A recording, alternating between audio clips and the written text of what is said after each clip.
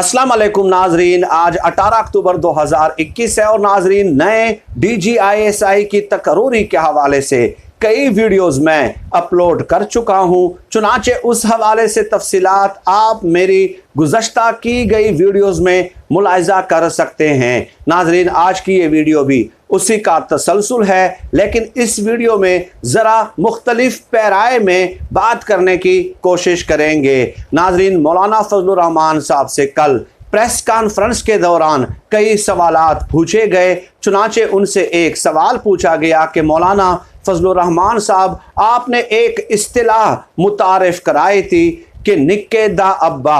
चुनाचे ये जो मौजूदा टेंशन वाली सूरत हाल है, इसमें जीत निक्के की होगी या निक्के दे अब्बा की होगी। चुनाचे मौलाना फजलुर रहमान साहब ने जवाब दिया कि तावीज़ जाली निकला और महबूबा गले पड़ गई है। इसके बाद एक और सहाफ़ी ने भी इसी से मिलता जुलता सवाल पूछा कि मौजूदा सूरत हाल का नतीजा क्या बरामद होगा। तो मौलाना फजलुर रहमान साहब ने कहा कि फ़िरऔन के जादूगर थे और एक तरफ मूसा अलैहिस्सलाम थे। फ़िरऔन के जादूगरों ने जादूगरी करने की कोशिश की, लेकिन मूसा अलैहिस्सलाम ने जब डंडा चलाया तो वो तमाम की तमाम जादूगरी उनकी ख़त्म हो गई। तो मौलाना फजलुर रहमान साहब कहते हैं कि साबित हो गया कि जीत हमेशा डंडे की होती है। अब नाज़रीन ये दोनों वाक़ियात आप मिला लें। ये जो दूसरा जवाब मौलाना फजलुर रहमान साहब ने दिया है, उससे साबित होता है कि मौलाना फजलुर रहमान साहब ने इस तनाव की कैफियत में अपना वज़न जो है वो फ़ौज के पलड़े में डाल दिया है। और डेफिनेटली अब ये हकीकत मख्फी रही भी नहीं है। लेकिन जो पहले सवाल का जवाब दिया है उस तरफ उनका इशारा डेफिनेटली इमरान खान साहब और जनरल बाजवा साहब की तरफ था कि इमरान खान साहब ने बहुत सारे तावीज़ात कराने की कोशिश की जनरल बाजवा साहब को काबू करने के लिए, लेकिन चूंकि वो तावीज़ जाली निकले इसलिए महबूबा यानी जनरल बाजवा साहब जो है वो गले पड़ गए हैं। ये मौलाना फजलुर रहमान साहब ने उस पर तबसरा किया है इस कदर गैर संजीदा अंदाज में। नाज़रीन मौलाना फजलुर रहमान साहब अक्टूबर 1980 से लेके आज तक यानी तकरीबन 41 साल हो गए हैं पार्टी के सरबराह हैं, सीजन्ड पॉलिटिशियन हैं, इसमें कोई दो राय नहीं है। जैसा कि मैंने गुजारिश की कि मुख्तलिफ पैराए में इस मौजू पे बात करने की कोशिश करेंगे।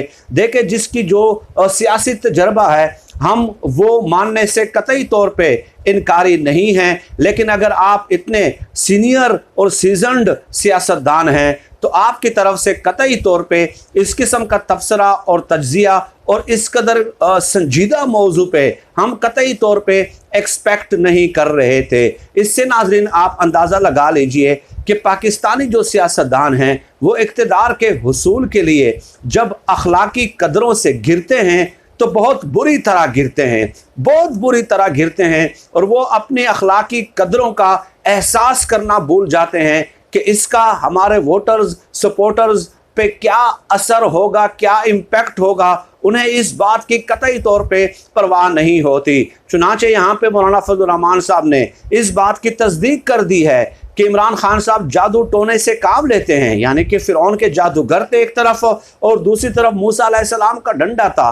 तो ये एनालॉजी क्रिएट करने की उन्हें ज़रूरत क्यों कर पड़ी है। तो यहाँ पे बग़ैर सबूत के वो जो इल्ज़ामात लगाए जा रहे हैं तो वो उसकी उन्होंने तस्दीक कर दी है, जो कि सराहतन बहतान के ज़ुमरे में आता है। और बहतान का कितना बड़ा गुनाह है यकीनन मौलाना फजलुर रहमान साहब के सामने उस हवाले से दर्जनों अहादीस मौजूद होंगी। या तो कोई सबूत हो तो डेफिनेटली हम तस्लीम कर लेते हैं, हम भी उस पर वीडियोस कर लेते हैं कि वज़ीर आज़म को ऐसा नहीं करना चाहिए। लेकिन अगर सबूत नहीं है तो इस तरह के इल्ज़ामात दौराना प्रेस कॉन्फ्रेंसेस में ये इंतहाई नामुनासिब बात है। अब नाज़रीन एक और सवाल ये भी है, सवाल मेरा ये है कि ठीक है चलें 1 मिनट के लिए मैंने तस्लीम कर लिया कि इमरान खान साहब की मौजूदा अहलिया जो हैं वो रूहानी अमलियात करती हैं, तावीज़ात करती हैं और रूहानी अमलियात के ज़रिए रियासती मामलात चलाने की कोशिश करती हैं। चले मैंने मान लिया, तो क्या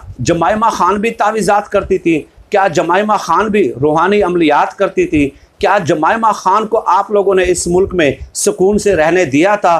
कल ही उनका एक आर्टिकल छपा है बरतानवी अखबार में, बल्कि उनका एक इंटरव्यू छपा है बरतानवी अखबार में। उसमें उन्होंने कहा है कि मेरी किरदार कुशी की गई, मेरी तज़हीक की गई, मुझे टारगेट किया गया, निशाना बनाया गया, और निशाना मुझे बनाने का मकसद ये था कि इमरान खान साहब को सज़ा दी जाए। गोया जमाइमा खान आज तक ये बात नहीं भूल पाई, और कल भी बरतानवी अखबार में इसी बातों का उन्होंने इआदा किया है, रिपीट किया है। और साथ ही साथ ये भी कहा कि जब मैं प्रेग्नेंट थी, हामला थी, उस वक्त मुझ पे नवादरात की स्मगलिंग का केस बनाया गया, और ये जो स्मगलिंग का केस है ये नाकाबिले ज़मानत होता है। तो मैं मौलाना फजलुर रहमान साहब से इंतहाई अदब के साथ पूछूंगा कि क्या वो भी तावीज़ात करती थी? 1996 में आपने इल्ज़ामात लगाए कि यहूदी एजेंट, और आज 25 साल हो गए हैं, हम इंतज़ार कर रहे हैं कि आप उस हवाले से कोई सबूत पेश करेंगे।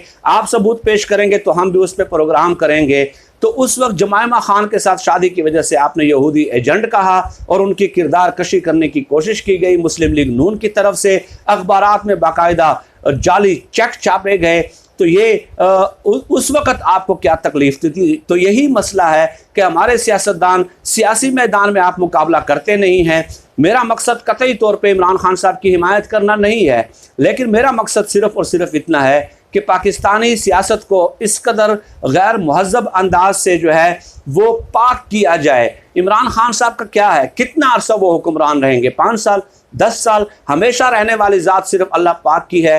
ना आपकी हुक्मरानी हमेशा रहने वाली है, ना इमरान खान साहब की हुक्मरानी हमेशा रहने वाली है। लेकिन खुदारा हमारे आने वाले नस्लों की बेहतरीन तरबियत के लिए इस किस्म के सियासी मामलात से परहेज़ करें। चुनाचे नाजरीन, मौलाना फजलुर रहमान साहब महज इल्ज़ामात की बुनियाद पे जादू टोने की तो तस्दीक करते हैं इमरान खान साहब के हवाले से, लेकिन बेनज़ीर भुट्टो साहिबा का वो किस्सा क्या उन्हें याद नहीं है कि रात के आखिरी पहर उन्होंने नंगे पांव जो है रावी पुल अबूर किया था, क्योंकि उन्हें किसी पीर ने कहा था कि इस तरह आपके इक़्तिदार को तवालत मिल जाएगी, आपका इक़्तिदार जो है वो महफूज रहेगा अगर रात के आखिरी पहर नंगे पांव जो हैं आप ये अमल करेंगी। तो ये तमाम चीज़ें मौलाना फजलुर रहमान साहब के सामने हुई हैं, लेकिन आज तक मौलाना फजलुर रहमान साहब ने उस हवाले से कोई लबकुशाई नहीं की है। और इस हवाले से मैं 3 दिन पहले एक वीडियो अपलोड कर चुका हूँ। जनरल अयूब खान से लेके आज के दौर तक कौन कौन लोग जो है जादू और अमलियात पे यकीन रखते थे और किताबों के हवाले दिए हैं उस वीडियो में। तो मौलाना फजलुर रहमान साहब उस हवाले से कोई लबकुशाई नहीं करते। अगर नहीं करते तो अच्छी बात है, नहीं करनी चाहिए, मैं भी ये कहता हूँ, लेकिन ये फिर नहीं होना चाहिए कि आप इंसाफ से काम न लें और महज एक शख्सियत को तनकीद करने के लिए, उसको टारगेट करने के लिए इल्ज़ामात की बुनियाद पे आप प्रेस कॉन्फ्रेंसेस में इस किस्म के इल्ज़ामात लगाना शुरू कर दें और उसकी तस्दीक भी आप शुरू कर दें। आप एक मजहबी जुमात के रहनुमा हैं, आपके फॉलोअर्स हैं, आपका काम है कि आप उनकी तरबियत करें। लेकिन अगर आप ख़ुद इस किस्म की ज़बान का इस्तेमाल करेंगे तो फिर डेफिनेटली आपके जो फॉलोअर्स हैं उनकी ज़बान में भी आपकी रिफ्लेक्शन नज़र आएगी। चुनाचे यही गुजारिशात एक मुख्तलिफ अंदाज में पेश करनी थी।